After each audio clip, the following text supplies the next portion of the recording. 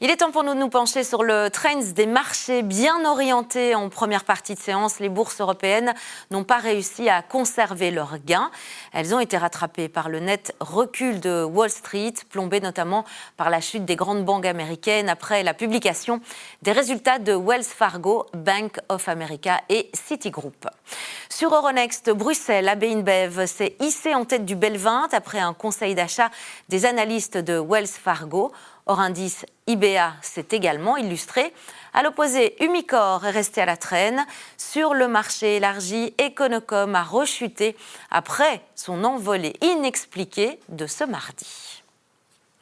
La saison des résultats débute comme d'habitude par les résultats bancaires. On analyse donc les marchés avec notre expert Jérôme van der Bruggen. Bonjour et bienvenue Jérôme.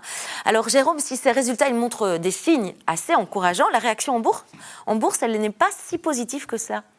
Pourquoi ?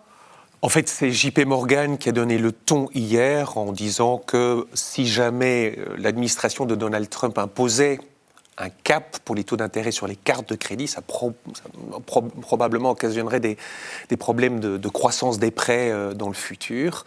En plus, les banques avaient pas mal monté. On prend des profits. Aujourd'hui, quelque part, on vend la nouvelle.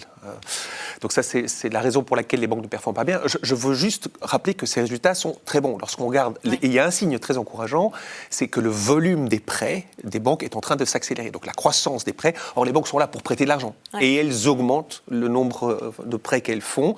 Elles prêtent plus que d'habitude. Elles prêtent plus que ce qu'elles ne prêtaient avant. Donc c'est un signe économique qui est fort et qui est bon. Et qui va dans le sens, je dirais, de ce que nous voyons, c'est que les entreprises sont en train de réinvestir. Les taux d'intérêt ont commencé à baisser. Les entreprises réinvestissent et donc elles sont prêtes à emprunter. Ouais. Alors Jérôme, on va venir maintenant sur un sujet qui passionne. C'est évidemment les opérateurs de marché, la bataille boursière pour Warner Bros. Et il y a des rumeurs comme quoi Netflix était en train peut-être de changer la nature de son offre. Alors cette question, pourquoi est-ce que le secteur du streaming connaît cette remise en question actuellement ? La meilleure manière de voir ce qui se comprend dans le streaming, c'est peut-être de regarder le graphe qui apparaît à votre écran et qui regarde l'évolution des utilisateurs de streaming. Donc vous voyez que la tendance est plutôt haussière. Mais le problème, c'est que ce que vous voyez en bleu, c'est-à-dire les plateformes traditionnelles comme Netflix, ont de plus en plus de mal de capter cette audience. Ils captaient il y a 2 ans et demi 60% de l'audience. Aujourd'hui, on est plus proche de 51%. Et c'est très simple, la raison pour laquelle ça arrive, c'est que ces plateformes sont maintenant en concurrence avec ces fameux reels, ces vidéos très courtes faites par des algorithmes et qui sont hyper addictives. Et ces plateformes-là sont en train de se battre contre ce phénomène. Alors, quelles sont les conséquences justement de cette évolution sur la stratégie des plateformes de streaming ? Je pense qu'il faut voir ces conséquences comme le contexte de cette offre que Netflix est en train de faire pour Warner Bros.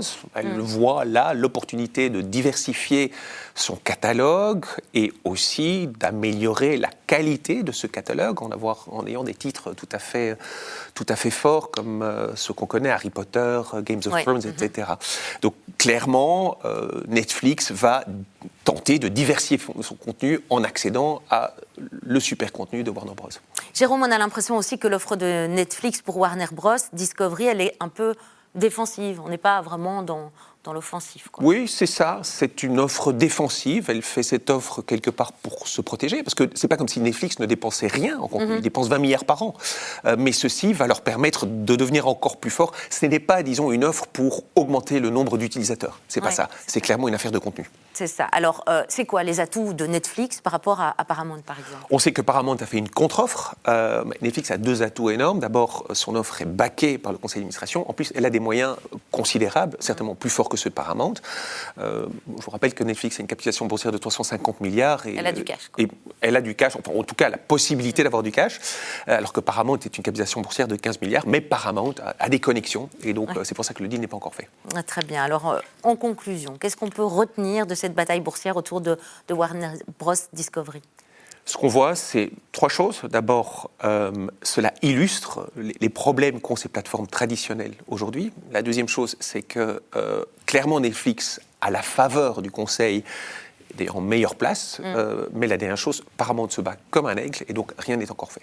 Merci beaucoup, Jérôme van der Bruggen. Merci pour votre expertise et à tout bientôt.